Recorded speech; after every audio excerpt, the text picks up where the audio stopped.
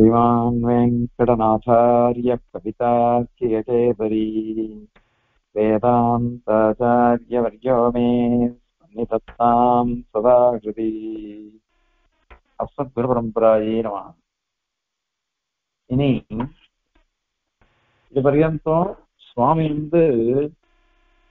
பிரம்ம வித்யைகள் இந்த மோட்சோபாயமா இருக்கிறதுன்றது பக்தி யோகம் சொல்லப்படக்கூடிய பிரம்ம வித்யை தான்.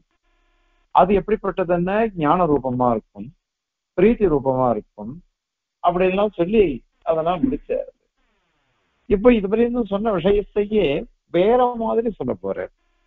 வேற மாதிரி அப்படின்னா என்ன அர்த்தம் அப்படின்னா, வித்யைகள்னு இருக்கு. அந்த வித்யைகள்லாம் என்னென்ன பேரெல்லாம் இருக்கா, எதுக்கு இந்த மாதிரி வித்யைகள்லாம் வந்திருக்கு, அது மாதிரி பரவதனால இவைகளுக்குள்ள வேறுபாடு உண்டா இல்லையா, வேறுபாடு உண்டா இல்லையான்னு பெரிய சொல்லல. ஏன் சொல்லல அப்படின்னா அது தேவையில்லை. அதுக்கு அந்த சமயத்துல உபாயம் என்ன, மோட்சத்துக்கு உபாயம் என்ன அப்படின்றத சாதிக்கணும். அதனால சுவாமி அத பொதுவா பக்தி யோகம்னு சாதிச்சார். இப்ப எப்படின்னாக்கா நமக்கு தெரியும் 32 பிரம்ம வித்யைகள், 32 பிரம்ம வித்யை அப்படின்னா சுவாமி தேசிகன் நீங்க எந்த கிரந்தங்கள்லாம் பாருங்க, எண்ணிக்கை பாருங்க. ஒரு பாதுகாசாஸ்திரம் அப்படின்னு எடுத்துட்டா 32 பத்ததி இருக்கும். அது மாதிரி சிவத்திரகச திரைசாரம் அப்படின்னா 32 அதிகாரம் இருக்கும். அல்லது பரமத பங்கு எடுத்துட்டா 24 அதிகாரம் இருக்கும். ஏன் அப்படின்னாக்கா அந்த 32ங்கிறது பிரம்ம வித்யோ பிரதானமா. இன்னும் நிறைய இருக்கு, முத்தமர் சுவாமி நிறைய எழுதியிருக்க. ஆனால் ரொம்ப நிறைய பிரம்ம வித்தியைகள் இருக்கு. ஒவ்வொரு சாக்கையிலையும் பல பிரம்ம வித்தியைகள் சொல்லப்பட்டிருக்கு. ஆனாலும் கூட முக்கியமான இவைகள் அப்படின்னு சொல்லச்ச 32ன்னு சொல்லுவோம். அதனால சுவாமி அந்த கணக்கெல்லாம் பார்த்து எழுதுறாங்க. ஆக எவ்வளவோ பிரம்ம வித்தியைகள் இருக்குது. இப்ப பிரம்ம வித்தியைகள் எல்லாம் கொஞ்சம் இவையெல்லாம் ஒரே வித்தியா அல்லது பலவிதமான வித்தியைகளா அப்படின்னு கேள்வி வருது. அதற்கு பதில் சொல்லணும். இது அதுக்கு சுவாமி ஸ்தாய்க்கிறாருங்க. இவைகள்லாம் பல வித்தியைகள் தான். ஏன் பல வித்தியைகள்னாக்க சூத்திரகாரன் சொல்லிட்டு போயிட்டார், நானா சப்தாதி பேதாத் அப்படின்னு சொல்லிட்டு 3ஆம் அத்தியாயம் 3ஆம் பாதம் 24வது அதிகரணத்துல அது சொல்ற. பிரம்ம வித்தியைகள்லாம் நானா பல இருக்கின்றன, பலவிதமான பிரம்ம வித்தியைகள். ஏன் அப்படின்னா சப்தாதி பேதாத், சப்தாதி பேதாத். இந்த சப்தாதி சப்தத்துக்கு மீமாம்சா நியாயத்தை கொண்டு வரோம். மீமாம்சகார் என்ன பண்றாருன்னாக்கா வினை சொற்கள்லாம் இருக்கு பாருங்க, ஏவல் ஆக்ஞை இடக்கூடியது, நியமிக்கக்கூடிய விதி பதங்கள் அர்த்தம். இந்த பதங்கள்லாம் வேறு வேறு இருந்ததுன்னாக்கா அதுக்கு வேற வேற பேரு. உதாரணம் சொன்னா உங்களுக்கு புரியும். எஜேத அப்படின்னு ஒரு பதம் இருக்கு, சொர்க்ககாமோ எஜேத அப்படின்னு. எஜேத அப்படின்னாக்கா யாகம்னு அர்த்தம், யாகத்தை கொண்டு பலத்தை அடையணும் அப்படின்னு அர்த்தம். யாகத்தை கொண்டு பலத்தை அடையணும் அப்படின்னு அதுக்கு அர்த்தம். அதே ஜுஹோதி அப்படின்னு ஒரு பதம் இருக்கு. ஜுஹோதின்னாக்கா ஹோமத்தை கொண்டு பலத்தை, ஜுஹூதாத்துக்கு ஹோமம்னு அர்த்தம். அதனால ஜுஹோதின்னாக்கா ஹோமத்தை கொண்டு பலத்தை அடைகிறது. ததாதி அப்படின்னு சொன்னாக்க தானம், தானத்தை கொண்டு பலத்தை அடைகிறது. இத மாதிரி சப்தாந்தரங்கள், பல சப்தங்கள், பல வினைச்சொற்கள். அந்த வினைச்சொற்களை இட்டு வரும் பொழுது இந்த கர்மபேதம் வந்துரும் மீமாம்சகால் சொல்லியிருக்கா. அந்த மாதிரி அபியாசாத் கர்மபேத, ஒரே பதம் எதேத எதேத எதேத அப்படின்னு 4 வாட்டி வந்ததுன்னு வச்சுக்கோங்க. 4 வாட்டி எதேத்த எதேத்தன்னுட்டு வந்ததுன்னாக்கா அபியாசம் திருப்பி திருப்பி சொல்லி வந்ததுன்னாக்கா அதுவும் கர்மபேதம் தான். 6 சொல்றாங்க மீமாம்சகால். ஆறு சொல்ற. சப்தாந்தராத் கர்மபேதா, அபியாசாத் கர்மபேதா, பிரகரணாந்தராத் கர்மபேதா, சஞ்ஞாதः கர்மபேதா, குணாத் கர்மபேதா, சங்கியாதः கர்மபேதான்னு சொல்றாங்க. அதாவது இந்த மாதிரி சப்தங்கள் வினைச்சொற்கள் வேற வேற வந்ததுன்னாக்க அப்போ கர்மபேதம் வந்துடும். இப்பதான் சொன்னோம், யஜேதன யாகம், ஜுஹோதி அப்படின்னா ஹோமம், அதே ததாத்தின்னா தானம், கர்மா வேற வேறையா இருக்கு. அதனால கர்மபேதம் இருக்கு. அது அபியாசம், ஒரே கிரியாபதம் பலமுறை அபியாசம் வந்ததுன்னாக்கா அப்போ வியர்த்தமா போன ஒரே பதம் போருமே, ஒரு வாட்டி சொன்னாலே போருமே, எதுக்கு பலமுறை வருது அப்படின்னு கேள்வி வந்துடும். பலமுறை ஏன் வந்ததுன்னுட்டு.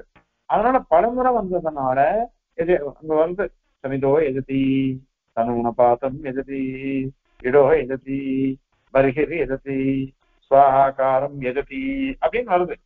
இதுக்கு பேரு பிரயாதி யாகங்கள் அப்படின்னு பேரு. எதிர்த்தி எதிர்த்தி எதிர்த்தின்னு 5 முறை வந்திருக்கு. 5 முறை எதிர்த்தி எதிர்த்தி எதிர்த்தின்னு வந்ததுனால இதை என்ன பண்ணணும் அப்படின்னாக்கா வேற வேற கர்மா அப்படின்னு தீர்மானம் பண்றாங்க. அந்த மாதிரி பிரகரணங்கள், இது அக்னிஹோத்திர பிரகரணம், அது தர்சபூர்ணமாச பிரகரணம், இது ஜோதிஷ்டாம பிரகரணம், இது மாதிரிலாம் இருக்கு. அதனால வேற வேற கர்மாக்கள். அந்த மாதிரி சம்ஞை பேர், பேரை கொண்டு கூட தெரியும், பேரை கொண்டு கூட மாறும். தர்சபூர்ணமாச பேரு, ஜோதிஷ்டோமன் பேரு, காரீரி பேரு, வாஜபேயம்னு பேரு, இதெல்லாம் யாகங்கள், கிருஷ்டிகள், ஹோமங்கள், அவைகளுக்கெல்லாம் பேர். இந்த பேரை கொண்டு கூட கர்மபேதம் வரும். பேரை கொண்டு கூட கர்மபேதம் வரும். அந்த மாதிரி சங்கை, எண்ணிக்கை, எண்ணிக்கையை கொண்டு வரும். திஸ்ரஹ ஆகுதிர் ஜுஹோதி அப்படின்னா 3 ஆகுதிகளை கொண்டு ஹோமம் பண்றது. அப்ப 3 ஆகுதின்றது ஒரு கர்மா. அதே வேற மாதிரி 2 ஆகுதி, ஒரே ஒரு ஆகுதி, இதை மாதிரிலாம் பண்ணாக்கா அது வேற வேற கர்மா.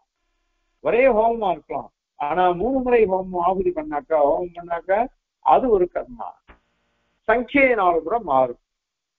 அந்த மாதிரி குணாத்து கர்மபேதகா அப்படின்னு சொல்ற. குணம்னாக்கா இவாளுக்கு ஹவிஷ் தேவதை. இப்போ தர்சபூர்ண மாத இஷ்டின்னு வச்சுக்கோங்க. தர்சபூர்ண மாதத்துல ஒரு யாகத்துல அக்னி தேவதை, அதுல புரோடாசம் திரவியம், இன்னொரு யாகத்துல இந்திரன் தேவதை. ஆனால் தயிர் அங்க ஹவிஷ் திரவியம், இன்னொன்னுல இந்திரன் தேவதை, அங்க பால் திரவியமா போயிடும், ஹவிஷா போயிடும். இப்ப இது குணங்கள் அவர் சொல்றா மீமாம்சகர். இப்படி 6 விதமா ஒத்துருக்கா. 6 விதமான கர்மபேத பிரமாணங்கள் அப்படின்னு மீமாம்சகர் 2வது அத்தியாயத்துல 12 அத்தியாயங்கள், அதுல 2வது அத்தியாயத்துல அப்ப சொல்லிருக்காரு. நம்ம வேதாந்தத்துல கூட அவைகளை கொண்டே இங்க வித்யாபேதம் சொல்லணும். வித்யாபேதம் இங்க சொல்லணும். வித்யாபேதம் சொல்றதுக்கோசரம் எம்பெருமானார் சூத்திரகாரர் சொல்றதை எம்பெருமானார் சாதிக்கிறார். நானா சப்தாதி வேதா, சப்தம் வேதா இருக்கு. ஆதி சப்தத்தினால அபியாசம், பிரகரணம், குணம், சங்கை, சம்ஞை, பேர், இப்படி எல்லாத்தையும் எடுத்துட்டு வந்தோம். அவைகள்லாம் எடுத்துட்டு அதுக்கு அனுகுணமாக நம்ம நிர்ணயம் பண்ணிக்கணும் அப்படின்னுட்டு இதை சாதிச்சிருக்க. ஜெயமணி சொல்லிருக்க. அதை அப்படியே வியாசர் அங்கீகரிச்சு நானா சப்தாதி பேதாத் அப்படின்னு சொல்லிட்டார். இப்ப அதை கொண்டு இங்கேயும் பிரம்ம வித்தியைகள்லாம் பல இருக்கு. 1-2 பிரம்ம வித்தியை இல்லை, பல வித்தியைகள் இருக்கு. பல வித்தியைகள்னாக்க இவங்க எல்லாம் ஒரே வித்தியா அல்லது வேற வேற வித்தியான்னு அங்க சந்தேகம் வந்துருது. பூர்வபக்ஷம் என்ன சொல்றான், அங்க பிரம்ம வித்தியை அப்படின்னு சொன்னா என்ன அர்த்தம்? பிரம்மம் உபாசியமா இருக்கு. அந்த பிரம்மம் உபாசியமா இருந்ததுன்னா அதை உபாசிக்கணும். அப்ப எல்லா வித்தியைகள்லயும் பிரம்மன் தானே உபாசிக்கப்படுறது. அதனால பிரம்மத்தை அடையிறது தானே பலனும் வருது. அது எதை உபாசிக்கிறோமோ அதை அடையும். இதுதானே இருக்கு. அது மாதிரி உபாசித்தேன்னு சொன்னியே சொல்லிட்டு போன ஸ்லோகத்தெல்லாம் தியானம், உபாசனம், வித்யை, வேதனம், பக்தி எல்லாம் பரியாய பதங்கள் நீங்க சொல்லிட்டீங்களா. அதனால இப்போ சப்தம் வேதமா இருந்தா கூட, பின்னமா இருந்தா கூட, வேறுபட்டு இருந்தா கூட அதுக்கெல்லாம் ஒரே அர்த்தம் தானே சொல்லிருக்க. அதனால இங்க எல்லா வித்தியைகளும் ஒரே வித்தியை தான். பிரம்ம வித்தியைகள் அத்தனையும் ஒரே வித்தியாவே இருக்கு அப்படின்னு ஆக்ஷேபிக்கிறா பூர்வபக்ஷிகள். அதற்குதான் சமாதானம் நானா சப்தாதி பேதா. சப்த பேதம்னா இருக்கு. என்ன பேதம் அப்படின்னாக்க குணங்கள்லாம் பின்னமா இருக்கு, பேரு வேலையா இருக்கு. நீ பிரம்ம வித்தியன்னு பொதுவா சொல்லலாம், பிரம்ம வித்தியன்னு பொதுவா சொல்லலாம். ஆனால் அங்க என்ன வரும் தெரியுமா? அதுதான் இங்க ஆரம்பிக்க போற. வித்யாக பஞ்சாக்னி வைஸ்வானர தஹர மது அசது பூர்வ சம்ஞான்னு சாதிக்க போற.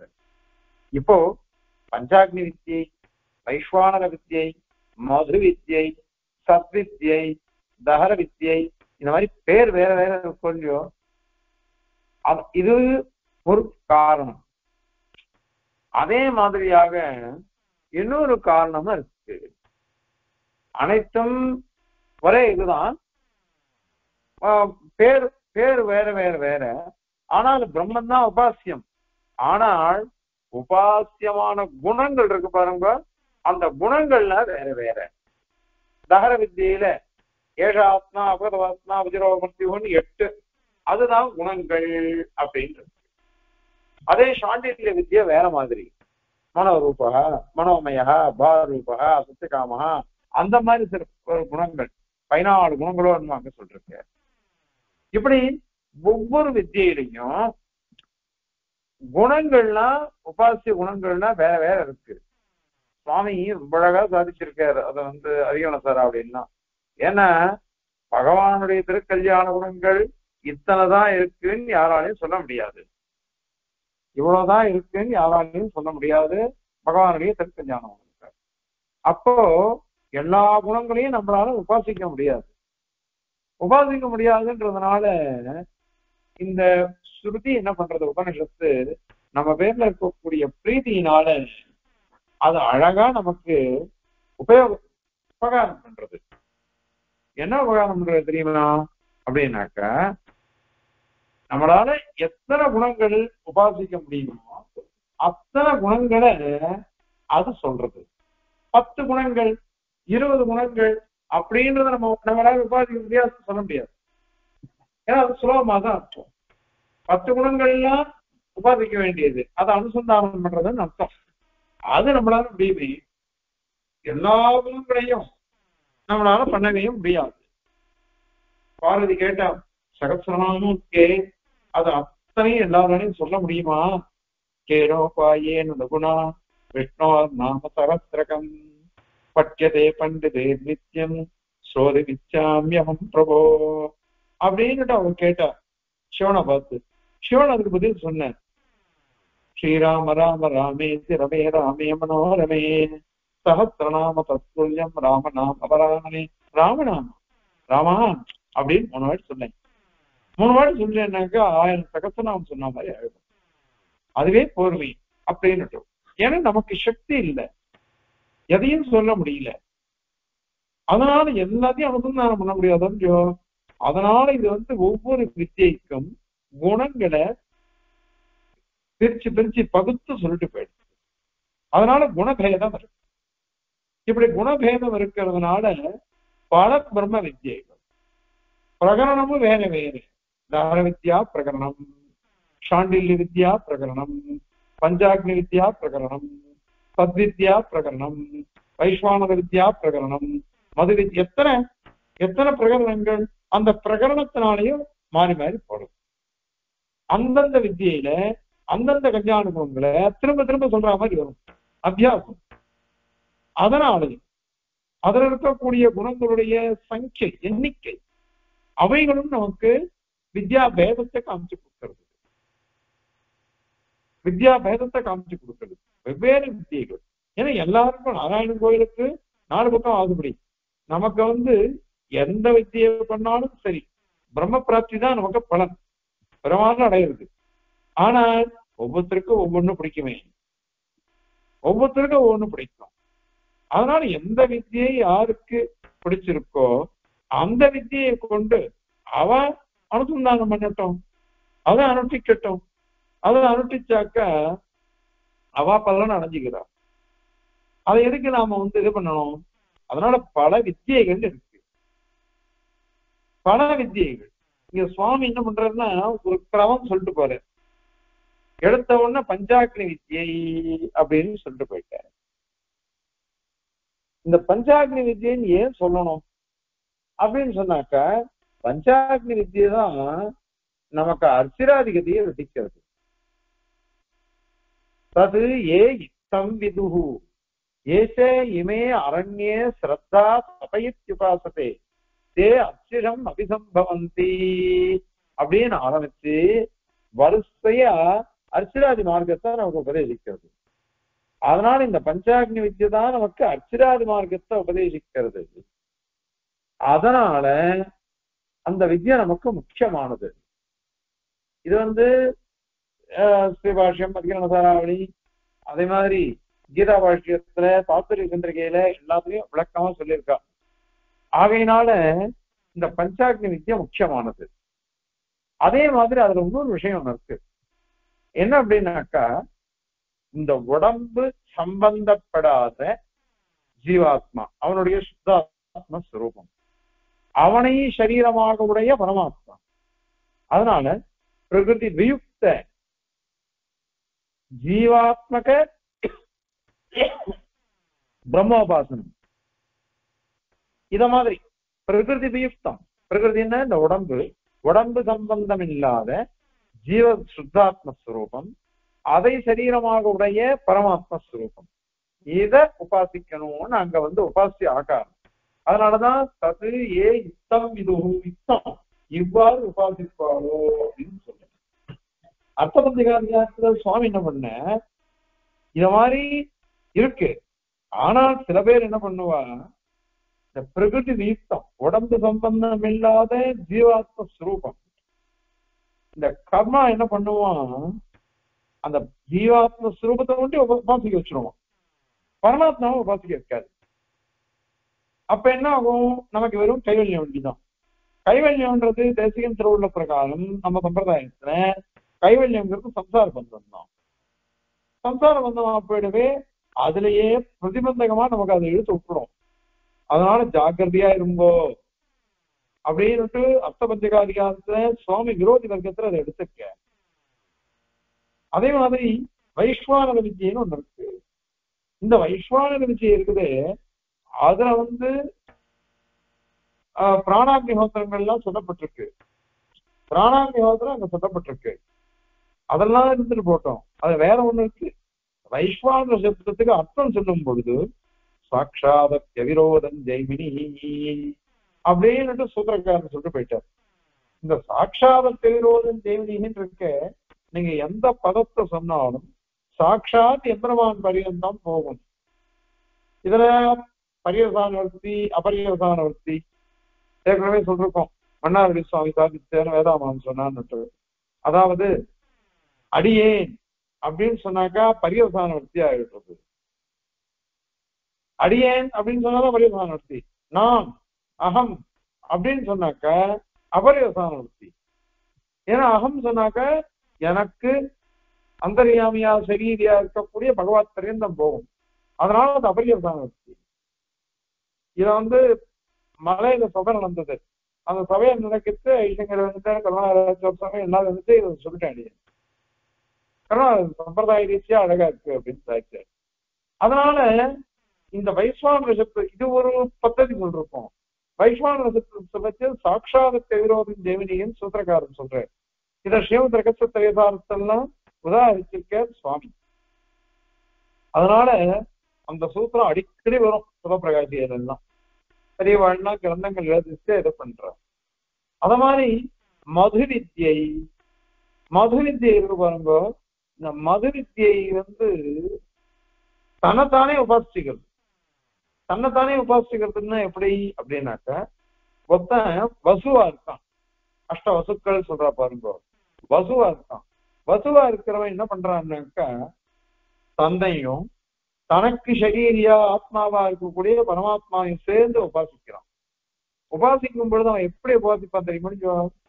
எனக்கு இப்ப நான் வசுவா இருக்கேன், அடுத்த ஜென்மத்திலேயே நான் வசுவா இருந்து அதுக்கப்புறம் நான் மோட்சத்துக்கு போகணும்னு ஆசைப்படுறான். அந்த மாதிரி உபாசிச்சான்னு வச்சுக்கோங்க, அது மது வித்தியன்றது இருக்கு. ஏன்னா எல்லாருக்கும் ஆசை இருக்குமே, இப்ப நான் வசுவா இருக்கேன், இந்த பதவியில இருக்கேன்.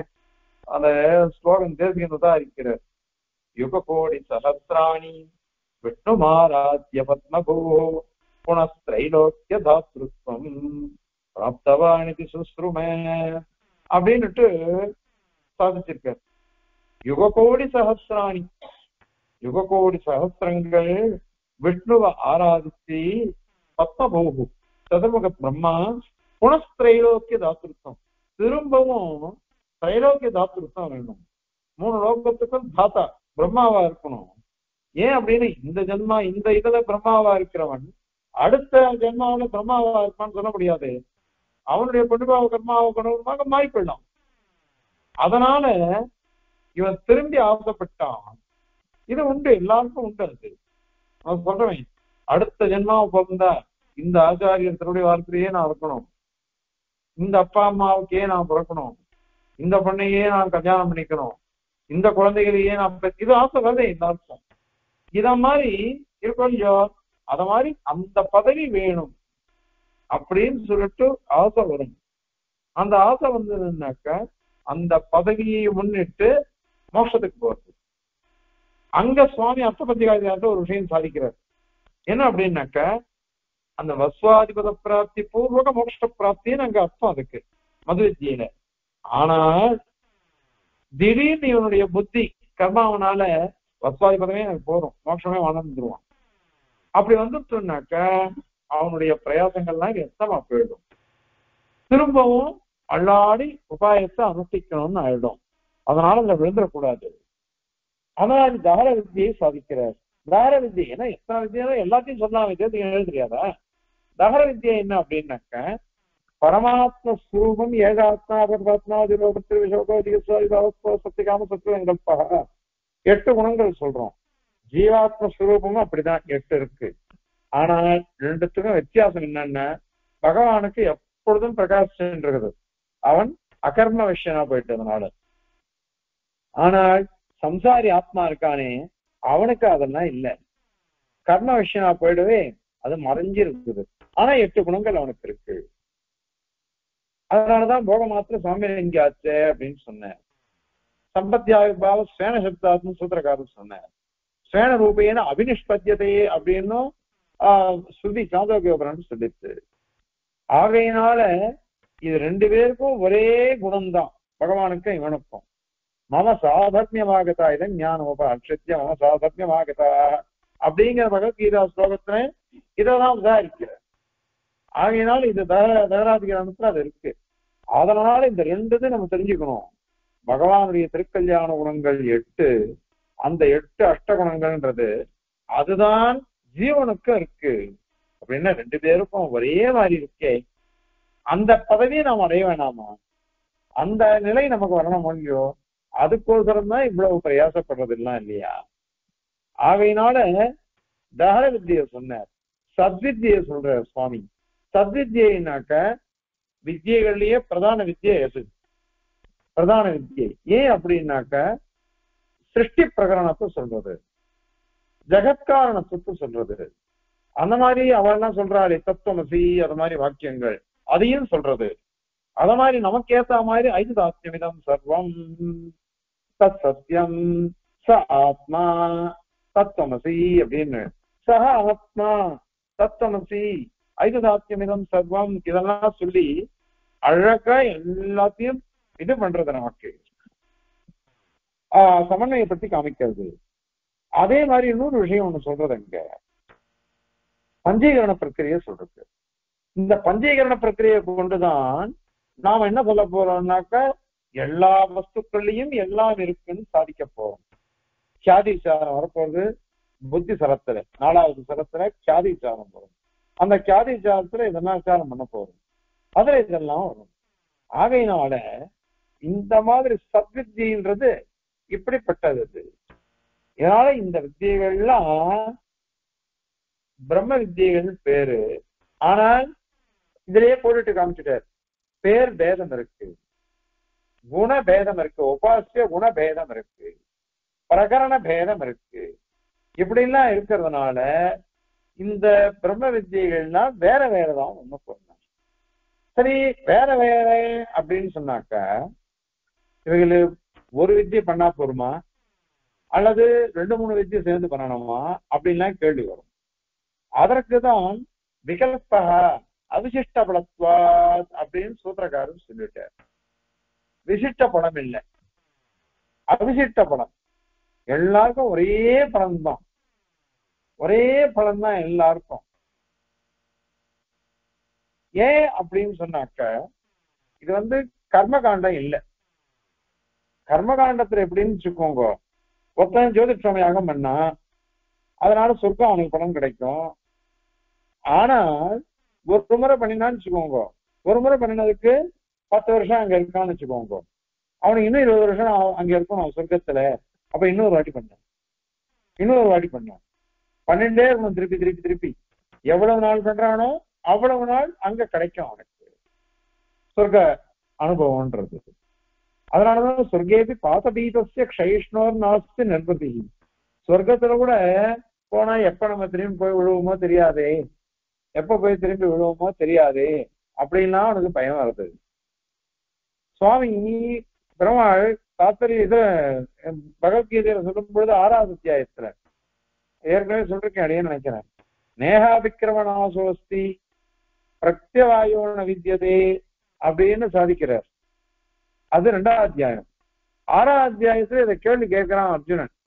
ஒருத்த கர்மயோகத்தை ஆரம்பிச்சான் அல்லது ஆரம்பிக்கணும்னு ஆசைப்பட்டான், அவன் ஆரம்பிச்சுட்டு முடியலன்னு விட்டுட்டான். அவனுடைய கதி என்ன அப்படின்னு கேட்கிறான் அர்ஜுனன். அதற்கு பெருமாள் சொல்றார், அவனுக்கு ஒரு பரவும் கிடையாது. இவன் ஆரம்பத்துல ஆரம்பிச்சுட்டான் கர்மயோகத்தை, அதனாலேயே அதனுடைய பலனாலேயே அவன் பலத்தை எதிர்பார்க்காம தான் பண்ணினான். அதனால நேர சொர்க்கலோகத்துக்கு போயிடுவான். பொதுவான ஜோதிஷோமயாகமோ சோமயாகமோ அல்லது தர்சகுரமாவ எட்டியோ அக்னிஹோத்திர ஹோமமோ நொட்டிச்சாக்கா எவ்வளவு பண்ணானோ அவ்வளவு ஏத்த மாதிரி பலன் கிடைக்கும் சொர்க்கத்துல. ஆனால் இவன் அதெல்லாம் அனுஷ்டிக்கல.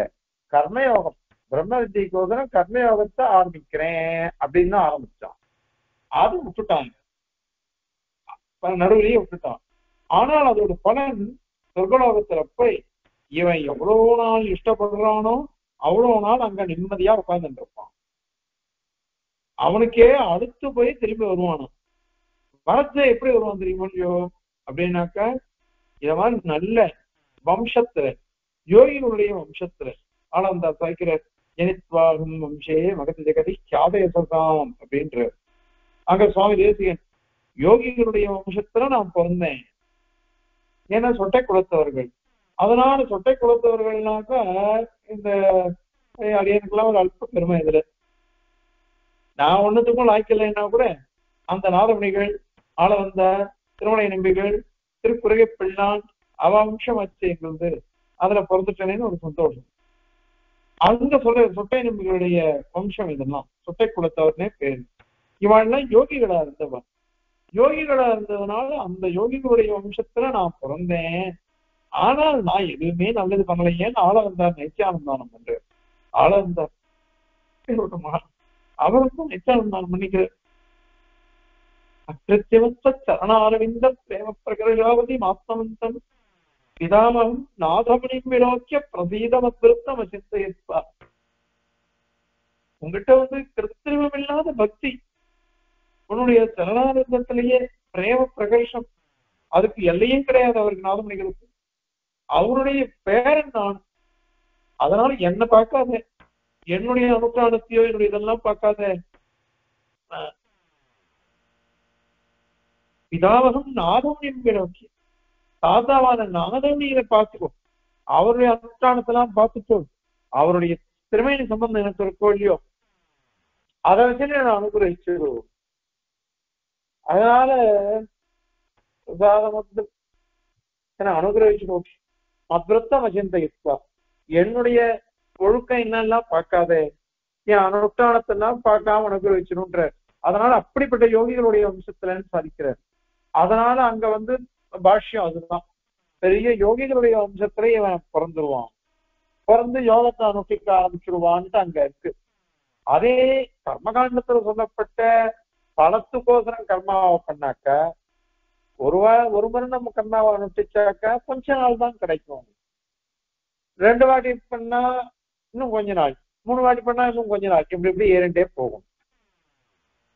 ஆனால் அதுக்கு பூர்வபட்சம் கேட்கிறான், அத மாதிரி ஒரு வித்தியை அனுஷ்டிச்சான், அதனால கொஞ்ச நாள் கிடைக்கிறது மோட்சத்துல. இன்னொரு வித்தியை அனுஷ்டிச்சான்னாக்க இன்னும் அதிக நாள், எப்படி வரலாமா? அது கிடையாது, அது கிடையாது. வித்தியை அனுஷ்டிச்சாக்க பிரம்ம பிராப்தி தான் உனக்கு. பிரம்ம பிராப்தி, பிரம்ம அப்படின்னு என்ன அர்த்தம் அப்படின்னாக்க கொஞ்சம் வேதாந்தம் தான். தத்கிருத நியாயம்னு ஒண்ணு சொல்றோம். தத்கிருத நியாயத்துக்கு என்ன அர்த்தம்? யதா கிருதரஸ்மின் லோகே புருஷோ பவதி ததா இத பிரேத்திய பவதி அப்படின்னு இருக்காங்க. அதாவது இங்க எப்படி உபாசிப்பானோ அதே மாதிரியே அங்கேயும் அனுபவிப்பான் அப்படின்னு இருக்கு. அப்ப தகர வித்தியாசம் அனுஷ்டிச்சான். 8 திருக்கல்யாண குணங்கள் தான். 8 திருக்கல்யாண குணங்களையும் அவன் வந்து உபாசிச்சிருக்கான் அனுசந்தானம் பண்ணி. அப்படியானாக்கா பெருமாளுடைய 8 குணங்களை ஒன்றிதான் அவன் அனுபவிப்பானா அப்படின்னு கேள்வி வரும். அதற்கு அது கிடையாது. இது எல்லா குணங்களையும் அனுபவிப்பான். சோஸ்மதே சர்வான் காமான் சஹ பிரம்மனா விபஸ்திதேதி, சர்வான் அப்படின்னு பிரயோகம் ஆகுது. அதனால அனைத்து திருக்கல்யாண குணங்களையும் அப்படின்னு அர்த்தம் இதுக்கு. அதனால என்ன எடுத்தோம்னா, இந்த பக்கத நியாயத்தினுடைய சுரூபம் என்ன அப்படின்னா, சுவாமி தேசிகன் வந்து இதுல க்ஷேம ரகசியத்திலே சார்த்த சாய்க்கிறார். உபாசித குணாதேர்யா பிராப்தா அவஹிஷ்கிரியா சாதத்கிருதன் நயக்ராஹ்யா நாகாரந்தரவர்ஜனம். நம்ம என்ன உபாசிக்கிறோமோ அந்த குணங்கள் ஒண்ணு கூட விட்டு போகாது, நிச்சயம் அவைகள் கிடைக்கும். சரி அப்படின்னு மீதி குணங்களும் கிடைக்கும். இந்த குணங்கள் நிச்சயமா கிடைச்சிடும். மீதி திருக்கல்யாண குணங்களும் இவனுக்கு கிடைச்சிடும். எல்லா திருக்கல்யாண குணங்களையும் அனுபவிப்பான். அதனால அயோக வியவச்சேதம் தான் இந்த இடத்துலன்னு சொல்லிருக்கா. அயோக வியவச்சேதம் ஏற்கனவே சொல்லிருக்கோம். அதாவது மீதி குணங்கள்லாம் சேராது வராதுன்னு ஒருத்தன் சொன்னான்னா அது தப்பு. எல்லா குணங்களும் இவனுக்கு வரும், அத்தனையும் அனுபவிக்கும்படியா இவனுக்கு கிடைக்கும் அப்படின்னு சொல்றது அது. அதனால எல்லா குணங்களையும் அனுபவிக்கிறான். எல்லா வித்தியைக்கும் அப்படிதான். எந்த வித்திய நம்ம அனுஷ்டிச்சாலும் அந்த வித்தியைக்கும் சரி எல்லா வித்தியைக்கும் ஒரே பெருமாள் தான், ஒரே பெருமாளுடைய திருக்கல்யாண குணங்கள் தான். அத மாதிரி இதுல ஒன்னே ஒண்ணு, தவறுவந்ததை உருவம் அவ்வுருவம் தானே தவறுவந்ததை பேர் மத்த பேர் அப்படின்னு சொன்னார். இது அச்சையில சொல்றது. ஆனாலும் அங்க போனாலும் நான் ராமநாமனை பார்க்கணும்னு ஆசைப்படுறேன், கிருஷ்ணனா பார்க்கணும்னு ஆசைப்படுறேன்னா அதுக்கு ஏத்த மாதிரி பெருமாள் சேவை காமிச்சிடுவார், சேவை பண்ணி நமக்கு அனுகிரகிச்சிடுவார். அதனால அதெல்லாம் கூட அவன் இஷ்ட பிரகாரம் எத்தானாலும் அனுபவிக்கலாம், எல்லாத்தையும் அனுபவிக்கலாம். அவ்வளவு விசேஷமானது அது அப்படின்னு அர்த்தம். ஆகவே எல்லா வித்தியைக்கும் துல்லியமான பலன், சமமான பலன் தான். அதனால விகல்பமும் தெரியறது, இங்க விகல்பமும் தெரியறது. சரி, இப்ப என்னாச்சு, பிரம்ம வித்தியைகள் பல இருக்கு. பல இருக்கிறதுக்கு காரணம் அந்தந்த சப்தம், வினைச்சொற்கள், அந்தந்த குணங்கள், அத மாதிரி அந்தந்த இது பிரகடனங்கள், இதெல்லாம் கொண்டு பல விதமா இருக்கு. அதுல ஏதாவது ஒண்ணத்தை அனுஷ்டிச்சாலே நமக்கு இது வரும், மோட்சம் கிடைச்சிடும். அதனால விகல்பம் வந்துடும் அப்படின்னா சொல்லியாச்சு. இப்போ அதன் பேர்ல என்ன வருதுன்னாக்க, கர்மயோகம், ஞான யோகம், பக்தி யோகம் 3 இருக்கே, அதை பண்ணணுமா வேண்டாமா? அல்லது ஒண்ணு பண்ணாலே கிடைச்சிருமா மோட்சம் அப்படின்லாம் கேள்வி வரும். அதற்கு மீமாம்சகன்லாம் கர்மாவே போருமே, என்னத்துக்கு இதெல்லாம் ஞான யோகமோ பக்தி யோகமே வேண்டாமே, கர்மயோகத்தினாலேயே அடைஞ்சு விடலாமேன்னு மீமாம்சகர்கள் சொல்றார். அதற்கு சூத்திரக்காரர் திருவள்ளுவம் உகப்பா இல்லை. ஏன் அப்படின்னா பெருமாளே சொல்லிட்டு போயிட்டு கர்மயோகம் சித்த சுத்திய கொடுக்கும். அந்த சித்த சுத்தி வந்ததுன்னாக்க ஞான யோகத்தினால ஆத்ம சாட்சா்காரம் கிடைக்கும். இந்த ரெண்டு தான் நமக்கு யோகியதையை சம்பாதிச்சு கொடுக்கறது. பக்தி யோகத்தை அனுஷ்டிக்கிறதுக்கு யோகியதையை சம்பாதிச்சு கொடுக்கறது, ஒரு சம்ஸ்காரம் உண்டாகிறது. பலனை எதிர்பார்க்காம கர்மாவை அனுஷ்டிச்சோம்னாக்கா நமக்கு சித்த சுத்தி, மனசு தோஷமற்றதா போயிடும், எந்த சிந்தனையும் இருக்காது. எந்த சிந்தனையும் இல்லாததுனால ஐகிக ஆமுஷ்மிக பலன்கள்ல இவனுக்கு விரக்தி வரும். அதனால ஆத்ம சாட்சா்காரத்துல போனோன்னுட்டு ஞான யோகத்தை அனுஷ்டிப்பான். அந்த ஆத்ம சாட்சா்காரம் வந்ததுன்னாக்கா இன்னும் சுத்தாத்ம ஸ்வரூபத்தை பார்த்துட்டான். சுத்தாத்ம ஸ்வரூபமே இவ்வளவு ரெண்டா இருக்கே, அப்படியானாக்கா பரமாத்மாவுடைய திவ்யாத்ம ஸ்வரூபம் எப்படி இருக்கும்? திவ்யமங்கல விக்கிரகமே இவ்வளவு நன்னா இருக்கே, பெருமானுடைய திவ்யாத்ம ஸ்வரூபத்தை யாரால பார்க்க முடியும்? அதை எப்படியாவது அடங்கிடணும்னு ஒரு பெரிய ஆசை. அதுல இவன் உபாசனத்தை அனுஷ்டிப்பான். ஆக இந்த கர்மயோகமோ ஞான யோகமோ இது நமக்கு அதிகாரத்தை சம்பாதிச்சு கொடுக்கிறது, அதிகாரத்தை சம்பாதிச்சு கொடுக்கிறது. அப்போ இத சம்பாதிச்சு கொடுக்கணும்னு வச்சுக்கோங்க, அதிக யோகியதையை கொடுக்கணும்னாக்க அதுக்கு என்ன அனுஷ்டிக்கணும் அப்படின்னா வர்ணாசிரம தர்மங்கள் அனுஷ்டிக்கணும். நேற்றையெல்லாம் சொன்னோம், அது வர்ண தர்மம்னு ஆசிரம தர்மம் இதை எல்லாத்தையும் அனுஷ்டிக்கணும். இந்த மாதிரி அனுஷ்டிக்கணும். இதுல ஒரு விஷயம் இருக்கு, பிரம்ம வித்யைக்கோசரம் கர்மாவை அனுஷ்டிக்கிறது, கர்மாவை அனுஷ்டிக்கிறது. அப்போ வர்ணாசிரம தர்மங்களும் இருக்கு, வர்ணாசிரம தர்மங்களும் இருக்கு. இப்போ ஒருத்தனுக்கு ஞான யோகம் சித்திச்சுடுத்தோம், ஞான யோகம் சித்திச்சுடுத்தோம்னாக்க அப்போ ஆத்ம சாட்சா்காரம் வந்துடுறது. ஆத்ம சாட்சா்காரம் வந்துருச்சோம்னாக்க இவன் கர்மயோகத்தை அனுஷ்டிக்காட்டா கூட பரவாயில்ல, ஏன்னா எனக்கு இது வந்துருச்சோ இல்லையோ, ஆத்ம ஆத்மா அவ்வளவு அது வந்துருச்சோ இல்லையோ, அது வந்துடவே அவன் அதை பண்ணாட்டா கூட பரவாயில்ல. அதனால ஆனா வர்ணாசிரம தர்மங்களை அனுஷ்டிச்சே ஆகணும். அதாவது பக்தி யோகம், ஆத்ம சாட்சா்காரம் பக்தி யோகத்துல புகுந்து பக்தி யோகமே இவனுக்கு சித்திச்சுடுத்தும். சித்திச்சுடுத்துனா இவனுக்கே தெரியும், பசி தெரியாது, தாகம் தெரியாது, எதை பார்த்தாலும் எம்பெருமானாவே தெரியுமா, உண்ணும் சோறு பருகனையே தென்னம் மற்றலை மண்டாம் கண்ணன் எம்பெருமான் என்றேன்னு அவனுக்கு பிரவர்த்தி உண்டாகும். அந்த மாதிரி வந்ததுன்னாக்க அவனுக்கு பக்தி யோகம் சித்திச்சுடுத்துன்னு அர்த்தம். அப்போ கர்மயோகத்தை அனுஷ்டிக்க வேண்டாம், ஆனால் வர்ணாசிரம தர்மங்கள் அனுஷ்டிக்கணும். வர்ணாசிரம தர்மங்கள் அனுஷ்டிக்கணும். சுவாமி உத்தரகிருத்தியாதிகாரத்துல ஒரு உதாரணம் சாதிக்கிறார். பிரபத்தியுத்தர காலம் அப்போ என்ன அவன் பண்ணணும்னு, அதுல ஆக்ஞா கைங்கரியம் பண்ணணுமா வேண்டாமான்னு சந்தேகம் போடுறது. சில பேர் ஆக்ஞா கைங்கரியம் பண்ண வேண்டியதில்லை, அனுஜா கைங்கரியம் பண்ணினா போரும் அப்படிங்கிறார். அந்த எந்த பாசுரம் இருக்கே, கனைத்தலம் கற்றனவை கண்டிறங்கி நனைத்தமிழே என்று பால்சோர அனைத்தெல்லாம் சேராக்கும் நற்செல்வன் தங்காயின்றதுல அவன் அனுஜா கைங்கரியம் தான் முக்கியம், ஆக்ஞா கைங்கரியம் முக்கியம் இல்லை. கறவைகள் கட்டுக்கறவை கணங்கள் பலகலந்து வெற்றாத்திரையே சிட்டு தெரிவு செய்யும் இடத்துல ஆக்ஞா கைங்கரியம், அனைத்தலும் கற்றமை கண்டிறங்கிய இடத்துல அனுஜா கைங்கரியம். இந்த அனுஜா கைங்கரியத்தை பிரதானமா எடுத்துட்டு இருக்கா ஏகதேசிகள். ஆனால் சுவாமிக்கு அது திருவுள்ள வகுப்பு இல்லை. ஏன்னா பெருமாள் சொல்லிட்டு போயிட்டார், சுரிஸ்மிருதி மமைவ ஆக்ஞா எஸ்தாம் உல்லங்கிய வர்த்ததே ஆக்ஞா சேதி மம துரோகி மத் பக்தோபின வைஷ்ணவா அப்படின்னு சொல்லிட்டார். ஆக்ஞா கைங்கரியங்களை ஒருத்தன் விட்டுட்டான்னு நினைச்சுக்கோங்க, அவன் என்னுடைய பக்தனா இருந்தா கூட அவன் வைஷ்ணவனே கிடையாது, அவன் துரோகி.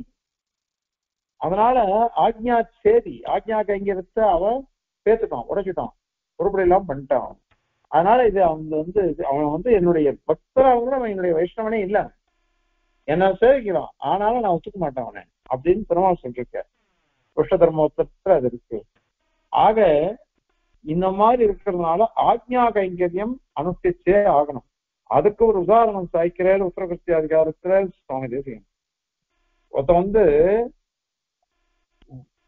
இந்த கரையில இருக்கான், நதிக்கரையில, அந்த கரைக்கு போகணும். அதுக்கு படகு எப்ப வரும்னு காத்துட்டு இருக்கான். படகு வரத்துக்கு காத்துட்டு இருக்கிற சமயத்துல அது வரத்துக்கு கொஞ்சம் நாழி ஆகிறது. அந்த சமயத்துல தாயக்கட்டை விளையாடலாம். இந்த தாயக்கட்டை விளையாடுச்சு அங்க பணம் வச்சு விளையாடலாம். அந்த பொழுதுபோக்கத்துக்கோசரம் அந்த வண்டி படகு வர்ற பள்ளியத்தும் ஏதோ விளையாடலாமேன்னு விளையாடிட்டு இருக்கான். இப்போ அண்ணன்ட ஒருத்தன் விளையாடிட்டு இருக்கான், 2-3 பேர் பணம் வச்சுன்னு சூதாடுறாவ தாயக்கட்டை விளையாடுறான். இங்கேயோ இந்த ஜூதம் எப்படின்னாக்கா பணம் கிடையாது, பொழுதுபோக்குறதுக்கோசரம் யூதம் விளையாடினாலும் அல்லது பணத்தை வச்சுட்டு பணத்துக்கோசரம் சூதாடினாலும் எதுவா இருந்தாலும் ஒரே மாதிரிதான் விளையாடணும். நான் வெறும் விளையாடணும் பொழுதுபோக்கானதுக்கோசரம் 4 போட்டாக்கா 8 வைக்கலாமா, இல்ல 6 வைக்கலாமா, இல்ல 12 வைக்கலாமா? 12 போட்டா 12 தான் வைக்கணும் காய, தாயன் போட்டா தாயன் தான், தாயன் போட்டாட்டா உள்ளதான் உட்காந்து இருக்கணும். இந்த மாதிரி தான் பண்றோம். அந்த இடத்துல நம்ம ஒரு நியத்தியை கடைபிடிக்கிறோமா இல்லையா? அதனால பணவந்த தியூதமோ அல்லது பொழுதுபோக்குறதுக்கோசரம் தியூதமோ, இந்த 2 தியூதம் சூதாட்டங்கள் தாய்கிட்ட விளையாடுறது இப்படி விளையாடினா அதுல 2த்துலயுமே நியமத்தை நம்ம பார்த்துக்கிறோம், ஒரே மாதிரிதான் விளையாடுவோம் அதுல. அதனால பணத்தை வச்சு விளையாடுறதுக்கோசரம் ஒழுங்கா விளையாடுறது, பணம் இல்லாட்டாக்க இஷ்டத்துக்கு விளையாடலாம்ன்றது கிடையாது. இதுதான் கிரமம் இருக்கு.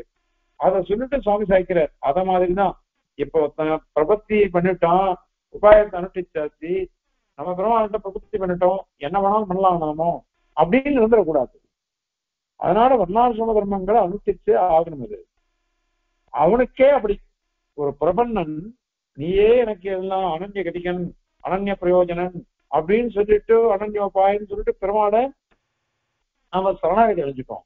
அவனுக்கே ஆக்ஞா கைங்கரித்து அவசியம் அனுஷ்டிச்சுதான் ஆகணும்னு சொல்லச்சே பக்தி அவனிஷ்டனுக்கு கேள்வியே கிடையாது, அவன் கண்டிப்பா அனுஷ்டிச்சே ஆகணும். விகிதத்வாச்ச ஆசிரம கர்மா அப்படி அப்படின்னு சூத்திரக்காரன் சொல்ற, ஆசிரம கர்மாக்களை அனுஷ்டிக்கணும். அதனால எது 2த்துக்கும் சேர்த்து அப்படியே அனுஷ்டிக்கணும், தந்திரமா பண்ணணும்.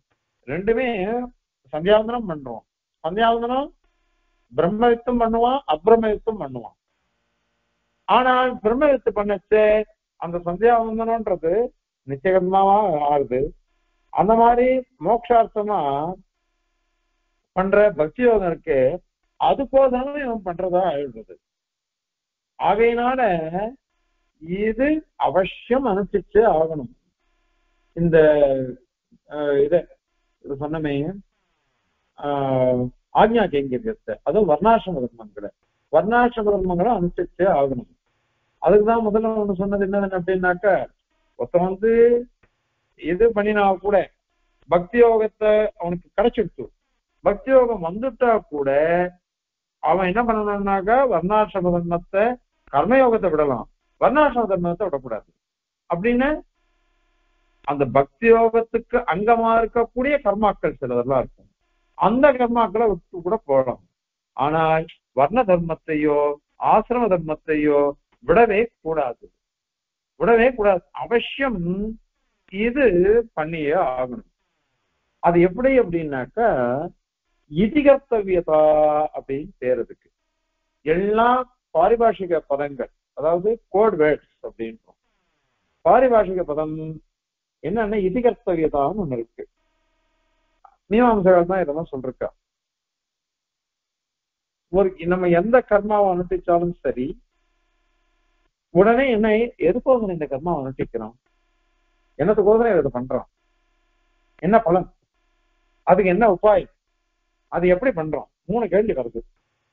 கிம் பாவையே, கேன பாவையே, கதம் பாவையே. அதே மாதிரி தேசிகன் மீமாம்சா பாதையில கிமர்த்தம் பாவையே அப்படின்னு ஒண்ணு இருக்கு. அதான் நான் சொர்க்கத்துக்கோசரம் கர்மாவை அனுஷ்டிக்கிறேன், எந்த கர்மா? தர்சபூர்ண மாச யாகம், அல்லது அக்னிஹோத்திர ஹோமம், அல்லது சோமயாகம், ஏதோ ஒரு யாகம் கர்மா.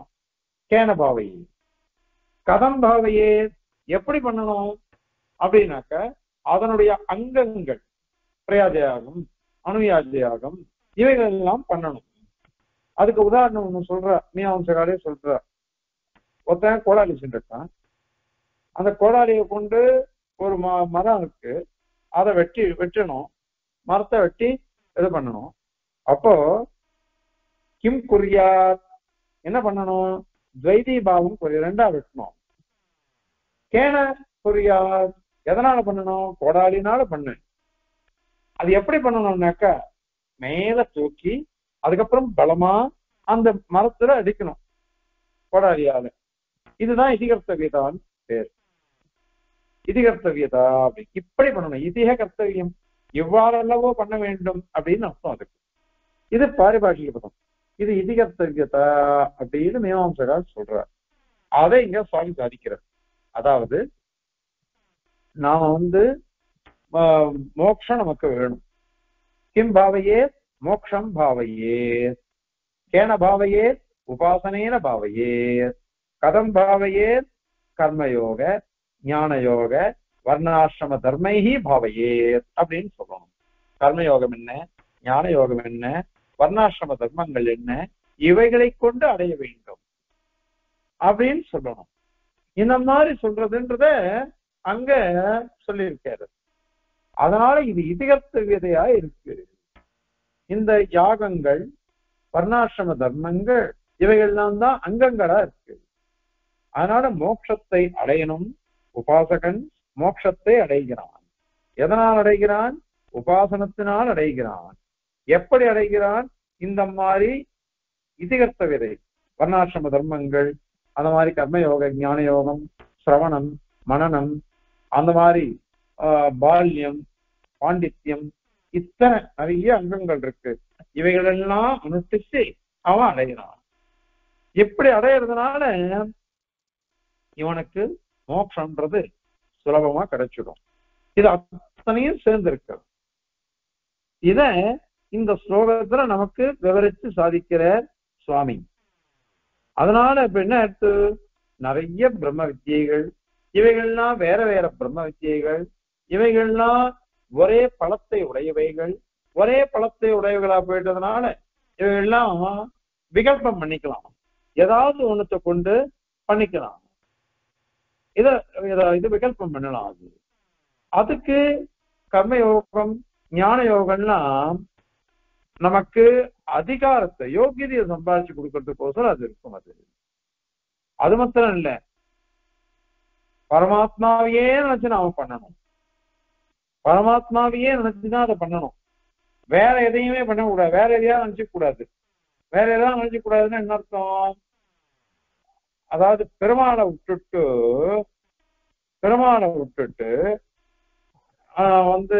நம்மளை ஒண்டி பார்த்துக்க கூடாது. அது என்ன பண்ணணும்? கர்மயோகத்தினால சித்த சுத்தி அதுக்கப்புறம் ஆத்ம சாட்சா்காரம் வரணும். அதுதான் சுதிருஷ்டி. அந்த தன்னையே முதல்ல தெரிஞ்சுட்டு, தன்னை தெரிஞ்சுட்டாதான் பெருமாளை தெரிஞ்சுக்க முடியும். என்னுடைய சுரூபத்தை தெரிஞ்சுக்கணும். ஞானி அப்படின்றதுக்கு பாஷ்யக்காரர் அர்த்தம் பண்றார். சங்கராச்சாரிய என்ன பண்ணார்? ஞானின்னா வெட்டு தத்துவ வேதின்னு அர்த்தம் பண்ணிட்டு போயிட்டார். வெட்டுனவை அறிந்து கொண்டவன் அப்படின்னு அர்த்தம் பண்ணிட்டார். எம்பெருமானாரோ தன்னுடைய சேஷத்துவத்தை தெரிஞ்சின்றவன். நான் எம்பெருமானுக்கு சரீக சுரூபத்தை உடையவனா இருக்கேன் அப்படின்னு தெரிஞ்சுக்கணும். அதை தெரிஞ்சுட்டு ஆத்ம சாட்சா்காரம் வந்ததுன்னு அதன் பிறகு இந்த கர்மயோக ஞான யோகத்தினால ஆத்ம சாட்சா்காரம் வந்தோம்னா பக்தி யோகத்தை அனுஷ்டிப்பாங்க. அதுக்கு வர்ணாசிரம தர்மங்கள்லாம் இதுவா இருக்கு, இதிகர்த்தவியதையா இருக்கு. அப்படி இருந்துட்டு இவன் மோட்சத்தை அடைவான்.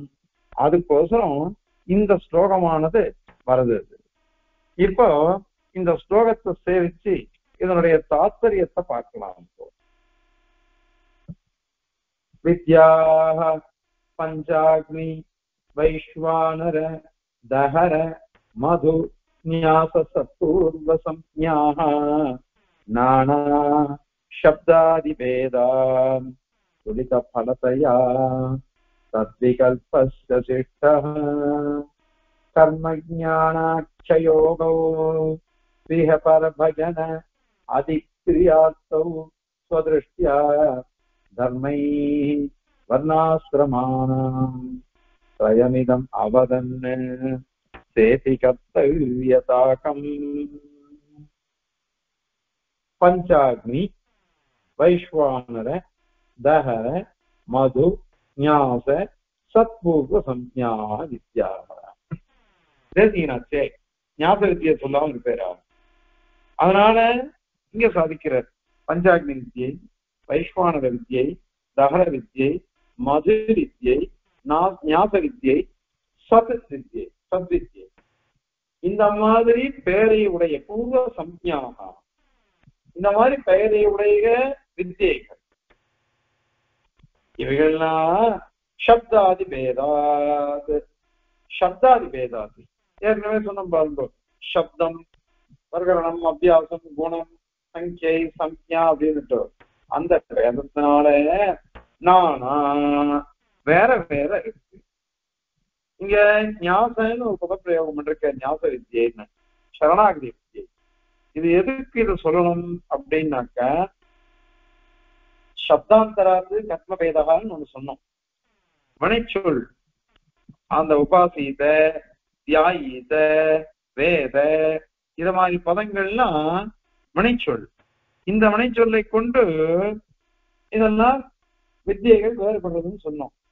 ஆனா அதுக்கு அவன் நம்மளை பார்த்து கேட்டான், இவைகள்லாம் ஒரே அர்த்தம் தானே, ஒரே அர்த்தம் தானே, எல்லாமே உபாசனத்தை தானே சொல்றது, வித்தியை தானே சொல்றது, அதனால இப்ப எப்படி கிரியாபதங்கள் வேறுபட்டது? அர்த்தம் ஒண்ணு நீயே சொல்லிட்ட. அதே எஜதி ததாதி ஜுஹோதி அப்படின்னு சொன்னா வேற வேற அர்த்தம். எஜதின்னா யாகம், ஜுஹோதினா ஹோமம், ததாதினா தானம் அப்படின்னு சொல்லிட்டேன். அதனால அங்க பேதம் தெரியாது. ஆனா இங்க எல்லாம் ஒண்ணுதானே அப்படின்னு கேள்வி வந்ததுன்னா அதற்கு சமாதானம் என்ன அப்படின்னாக்கா, இந்த ஞாதன்னு சொல்றோம் இல்லையோ, அதுக்கு சொல்லச்ச மமுக்ஷுர்வை சரணமகம் பிரபத்தியே அப்படின்னு பிரபத்தியேன்னு கிரியாபதம். பிரபத்தியேன்னு சொன்னதுனால சரணாகதியை சொல்றதா இருக்கு. சரணாகதியை சொல்றதுனா ஆகிறதுனால சுதந்திர பிரபத்தி சொல்லப்பட்டதா இருக்கு. சுதந்திர பிரபத்தி சம்பிரதாய சித்தமானது, சம்பிரதாய சித்தம். அந்த நேரம் அந்தியர் எல்லாருக்கும் சர்வாதிகாரிக்கும் இந்த பிரபத்தி வித்தியன்றது. அதனால அந்த ரெண்டுத்துக்கும் பேதம் தெரியணும். சாதாரண பக்தி யோக நிஷ்டனுக்கும் பிரபணனுக்கும் பேதம் தெரியணும் இல்லையோ, அதுக்கோசரம் சப்தாதி பேதா, இந்த சப்தம் பேதம் இருக்கு கிரியாபதம். இது அதிகமசாரிலேயே சாதிச்சிருக்க. இன்னும் ஞாபக வித்தியைக்கும் பக்தி யோகத்துக்கும் வித்தியாசம் தெரிய காமிக்கணும். அதுக்கோசரம் இது சுபப்பிரகாசிகளும் சாதிச்சிருக்க. சுபப்பிரகாசிகளை சாதிச்சதுதான் இது. பாஷ்யகாரரோ இந்த சுதந்திர பிரபத்தியை சொல்லல. கீதா பாஷ்யத்துல கூட சரி சுதந்திர பிரபத்தியை சொல்ல மாட்டார். அதே சரணாகதி யுத்தத்தான் சாதிச்சுட்டார். ஏன் சொல்லல அப்படின்னு சொன்னாக்கா, அது சாஸ்திர கிரந்தம். சாஸ்திர கிரந்தத்துல சம்பிரதாய கிரந்தத்தை உள்ள நுழைக்க கூடாது. ஏன்னா அது ரகசிய கிரந்தங்கள். ரகசிய கிரந்தங்கள்லாம் நம்ம சம்பிரதாயத்தார் முந்திதான் அதை அனுபவிக்கலாம். இதர சம்பிரதாயத்தாருக்கு அது போகக்கூடாது. ஏன்னா உபதேசீக கம்மியானது, உபதேசத்தினாலேயே அடையணும் அது. அதனால சாஸ்திர கிரந்தத்துல எம்பெருமானார் சாதிக்கவே மாட்டார். ஆனா அவரையும் மீறி ஒரு இடத்துல வந்துருச்சு. தஸ்ய வசீகரணம் தத் சரணாகிதிரேவ அப்படின்னு அனுமானிக்காதிகரணத்துல பாஷ்யக்காரிலே சாதிச்சிருக்கார். மொத்தத்துல இந்த ஞாபக வித்தியன்னு சொல்லச்ச இது பக்தியோக நிஷ்டனுக்கும் பிரபத்தி உண்டு. அங்க அங்க பிரபத்தின்னு பேர் அதுக்கு.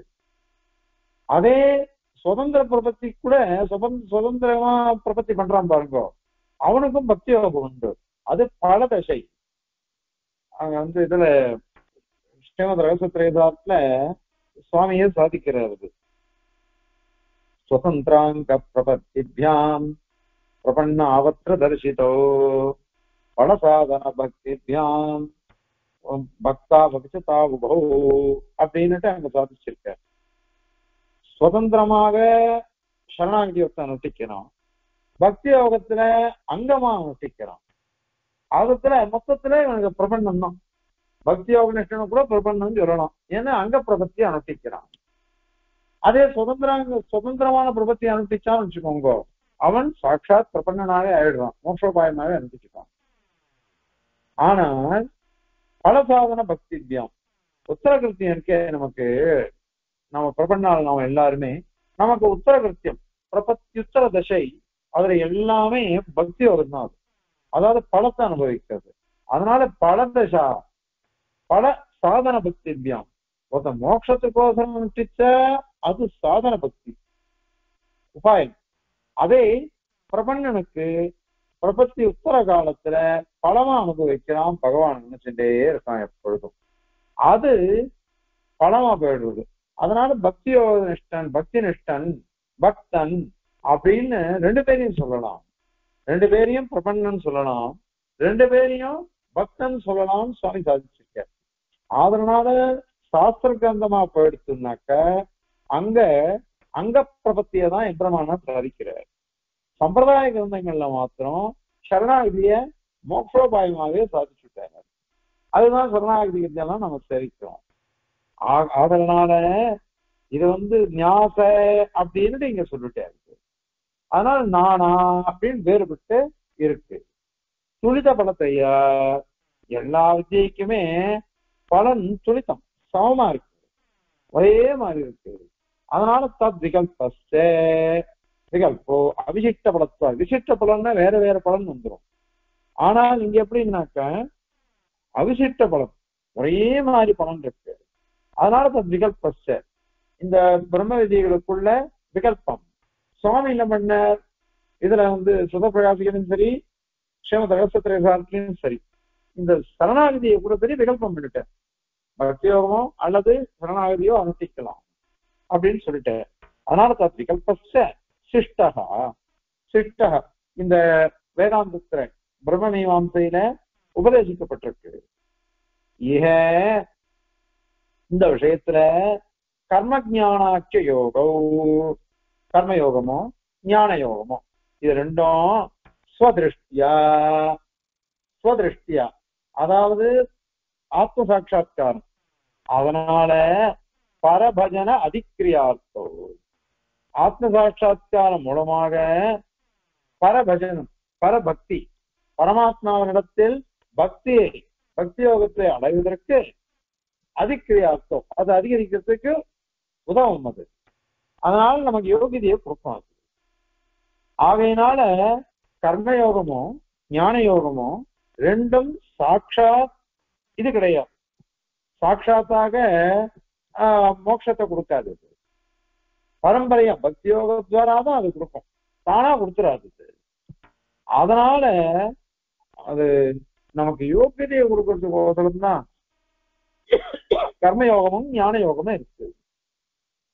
அது மட்டும் இல்ல, வர்ணாசிரமானாம் தர்மை, வர்ணாசிரமங்களுடைய தர்மங்கள், வர்ண தர்மங்கள் ஆசிரம தர்மங்கள் அவைகளால இதம் திரயம் எது எது கர்மயோகம் ஞான யோகம் பக்தி யோகம் இவெல்லாம் சேதி கர்த்தவிய தாக்கம் இது கர்த்தவியதா அங்கங்கள்னு அர்த்தம். எப்படி பண்ணணும்னு சொன்னோம் யோகம், அந்த அங்கங்களோட சேர்ந்து அனுஷ்டிக்கணும். அத மாதிரி இருக்கு இந்த பக்தி யோகம். ஆக கர்மயோகம் ஞான யோகம் அது அவைகள் தனி. பிரம்ம வித்தியை நம்ம அடையறதுக்கு யோகிதையை கொடுக்கறது. அதுக்கு முன்னாடி வர்ணாசிரம தர்மங்கள். இந்த வர்ணாசிரம தர்மங்களை அவசியம் அனுஷ்டிச்சே ஆகணும். யாவதாயுஷம் எவ்வளவு நாள் நாம் இருக்கமோ அவ்வளவு நாள் அதை அனுஷ்டிச்சே ஆகணும். இது சுவாரஸ்யம் என்னன்னா, இது ஸ்திரீ புருஷால் எல்லாருக்கும் சமானம் தான். பக்தி யோகத்துல யுக தர்மத்துல அதிகாரம் உண்டு. ஏன்னா மைத்ரேயி வித்யான்னு இருக்குது, யாக்கியம் வளர்க்கிறோம். அவருடைய தேவர்கள் மைத்ரேயி, மைத்ரேயிக்கு உபதேசிக்கிறார். இது அப்ப சுவாமியை கேட்டிருக்கேன், ஸ்ரீகளுக்கு அதிகாரம் உண்டா அப்படின்னா சுவாமி என்ன சாதிச்ச, யுக தர்மம் அது இந்த யுகத்துல கிடையாது, அந்த யுக தர்மத்துல பக்தி யோகம் வாழ்க்கை உண்டு. அதனாலதான் கார்கி கேள்வி கேட்கிறார், யாக்கியம் வைக்கிறேன். மைத்ரேயி தன்னுடைய குடும்பத்துல இருக்கிற கேள்வி கேட்கிறார், எனக்கு எது மோட்சத்தை கொடுக்குமோ அதை உபதேசி, வெறும் பணத்தை கொடுக்க வேண்டாம். அவருக்கு ரெண்டு தேவிகள், காத்தியாயின்னு ஒத்தி மைத்ரேயின்னு ஒத்தி. அம்மா நான் சன்னியாசம் வாங்கி போறேன், என் சொத்தெல்லாம் பிரிச்சு உங்க 2 பேருக்கு கொடுத்துடுறேன் அப்படின்னு நினைச்ச காத்தியாயும் சந்தோஷமா வாங்கிட்டா. அதே மைத்ரேயி கேக்குறா, இந்த பணத்தை வச்சுட்டாக்கா எனக்கு மோட்சம் கிடைக்குமா? நாஸ்தி இத்தேன, பணத்தினால வராது அது அப்படின்னுட்டு யாக்கியவல்யர் சொல்றாரு. அப்ப இந்த பணத்தினால நான் என்ன பண்ண போறேன்? எதனால நான் அமுதத்தை அடைவேனோ அதை எனக்கு உபதேசிங்கோன்றான். அதனால யுக தர்மத்துல இருந்திருக்கு, ஆனால் இந்த யுகத்துல அது கிடையாது. ஸ்திரீகளுக்கு பக்தி யோகத்துல இது இல்லை. அதனால இது வர்ணாசிரம தர்மங்கள்லாம் அவாவாளுக்கு எது எது விதிக்கப்பட்டிருக்கோ அதை அனுப்பிச்சுதான் ஆகணும் அது. அதனால சேதி கர்த்தவியதாகும் அங்கங்களோட சேர்ந்து இருக்கிறதாக அவதன் சாஸ்திரங்கள்லாம் சொல்லிச்சு, சாஸ்திரங்கள்லாம் சொல்லிச்சு. அதனால இந்த பிரம்ம வித்யை, அந்த பிரம்ம வித்யைகளுக்கு கர்மயோகம் ஞான யோகம்ன்றது யோகியதையை சம்பாதிச்சு கொடுக்கறதுக்கோசரம் இருக்கு. அவைகளெல்லாம் நம்ம சரியா பண்ணோம்னாக்க அதுக்கு வேண்டிய அங்கங்கள்லாம் வர்ணாசிரம தர்மங்கள், அவைகளை கொண்டு இத மாதிரி அனுஷ்டிச்சா நமக்கு மோட்சம்ன்றது கிடைக்கும் அப்படிங்கிறத இந்த ஸ்லோகத்தினால சாதிக்கிறார். இப்போ இந்த ஸ்லோகத்தை சேவிக்கலாம்.